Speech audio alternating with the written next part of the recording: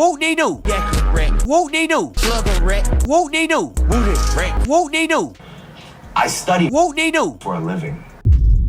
Ladies and gentlemen, the YSL rapper came through dropping music while dressed like a cutie on the cover, just like on his classic album Jeffrey, juggling legal trouble and big challenges. He acted confident, almost bragging that no one could cancel him. But honestly, it feels like he might need to pick up a mandolin because rapping in 2025 might not keep his bank account alive. Ladies and gentlemen, like and subscribe as we dive deep into how Young Thug dramatically hurt his own chances to succeed. And now, ladies and gentlemen, this new Young Thug album is just not good. It really feels like Young Thug followed in his mentor Lil Wayne's footsteps, raising the bar for how bad an album can be in 2025.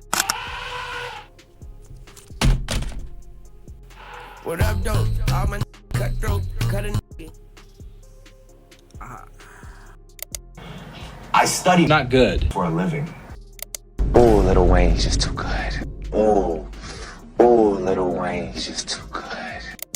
When you look at the facts and analyze all the moves Young Thug has made over the last 10 years, everything he's been through in the past 5 years, it seems like everything was aligned for him to become one of the biggest artists of this generation. He's inspired your favorite rapper's favorite rapper, brought some of today's biggest rappers into the game, and even fought the state of Georgia for his freedom. Facing decades behind bars and the possibility of losing not just his career, but his life. Against all odds, he came out on top and lived to tell the story. Yet somehow, things seem to have gotten worse for Young Thug since receiving these blessings. He was blessed to sign artists like Ghana, who extended his legacy and profits with platinum album after platinum album for the YSL label. He was blessed with loyal fans and his supportive girlfriend, Mariah the Scientist, who stayed by his side throughout his fight for freedom. Most importantly, he was blessed to regain that freedom. So where did it all go wrong? How did we get to the point where Young Thug is now in the running for Worst Album of 2025 when he had the perfect comeback story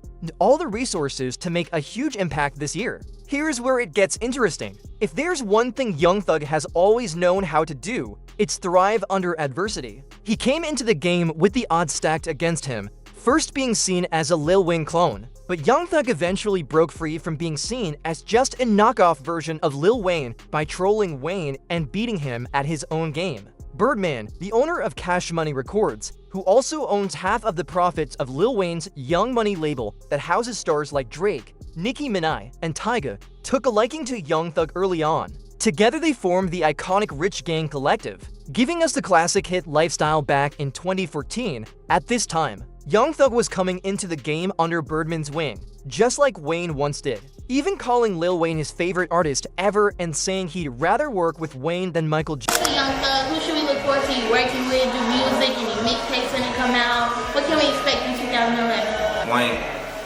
Young Money. I'm working with them.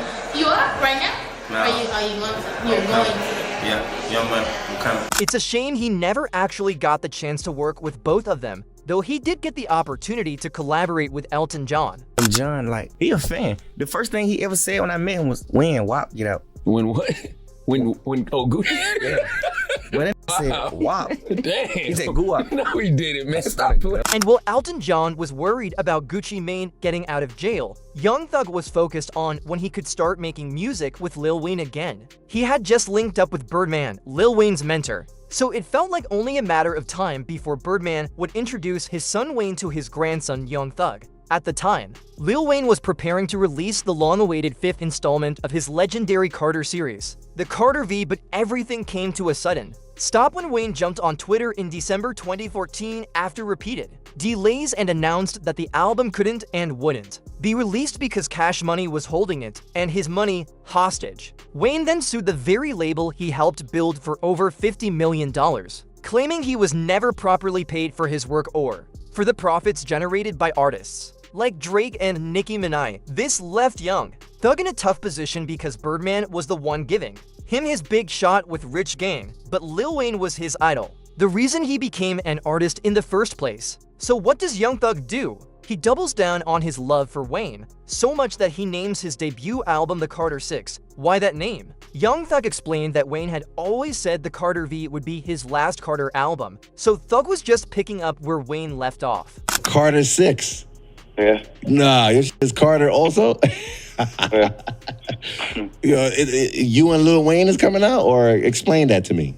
Nah, I just feel like I'm that big. Wow. Cause he feel like after the Carter's fire, he ain't gonna make no more music. Cause he feel like can't nobody make no music like that. Carter. But after Lil Wayne sued Birdman, Young Thug slightly changed his approach and said that since Wayne was taking so long to release the Carter V, he was just going to drop the Carter 6 first. People didn't take this well at all. This was before the days of Tekashi 6ix9ine, Lil Pump, or Boonk Gang, before trolling rappers became the norm, and Young Thug was one of the original artists to play that lane. He trolled Lil Wayne almost daily, bragging about being signed to Birdman, Wayne's daddy, while Wayne was locked in a public battle with Cash Money, and while Wayne's music was being held hostage. Young Thug was free to use Wayne's own iconic album title for his debut project. Can't name the mixtape Carter 6 cause he trying to sue. Just like some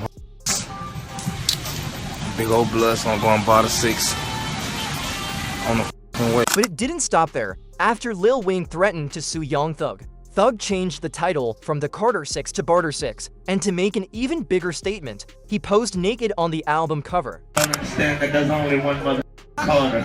You need. I want y'all to do me a favor. If y'all ever have Rich Gang or whoever it is in this month, y'all let them know I said fuck.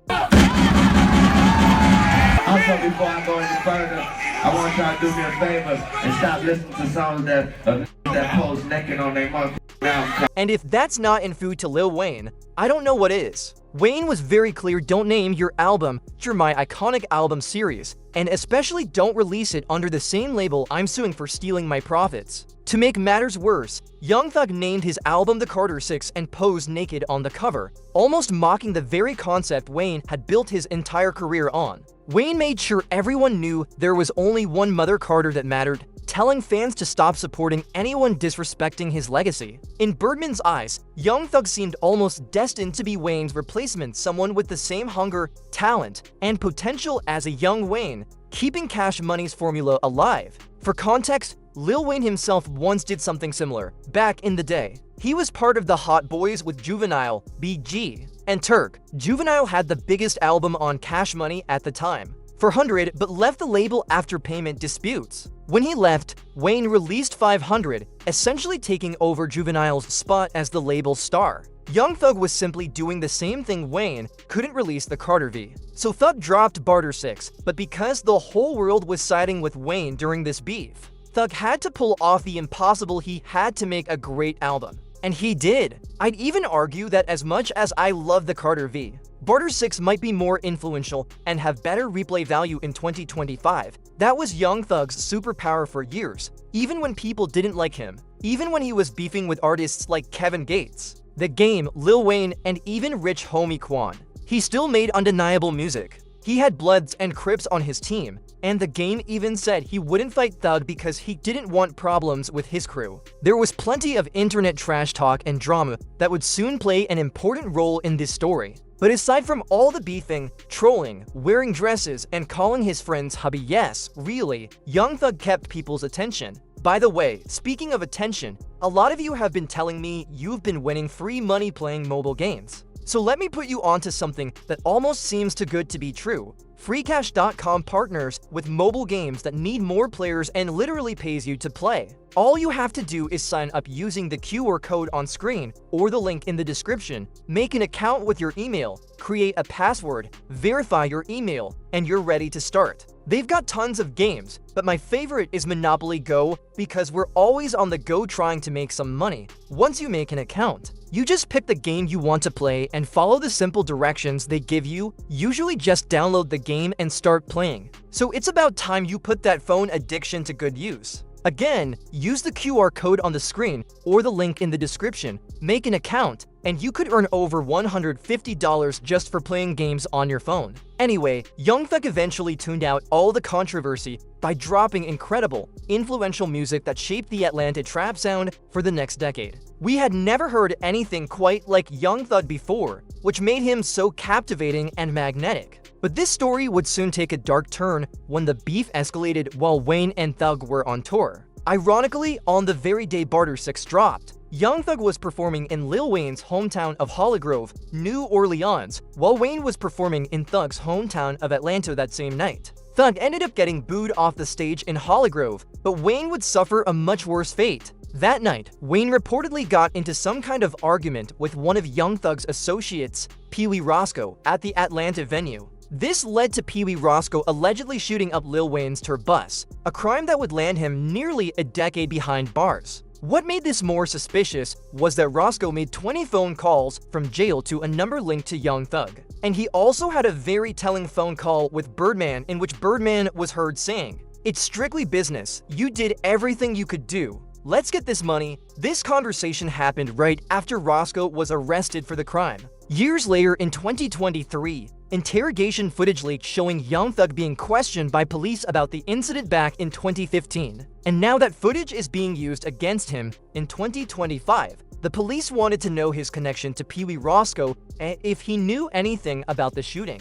Thug told them Roscoe was actually friends with Wayne, even selling him weed. But what makes this interrogation important is that Thug revealed more about the Birdman-Wayne beef than he ever has in any interview or song. Thug told police the beef was confusing, explaining that Birdman said Wayne was angry because Birdman wouldn't release the Carter v. Birdman claimed he wouldn't release it because Wayne didn't have any hits at the time. And if you remember, Wayne had put out 5 different singles back then, including 2 with Drake. But none of them made a big impact on the charts the way the singles from the Carter 3 or the Carter 4 had. Birdman felt releasing the album would just lose the label money. Thug told police he loved Wayne so much that he even offered him his massive hit Lifestyle, saying Wayne could have the record outright. That's wild when you think about it. Lifestyle was a generation-defining hit, and imagining Wayne performing that track is crazy. But Wayne respectfully declined, saying he didn't want other rappers writing his music.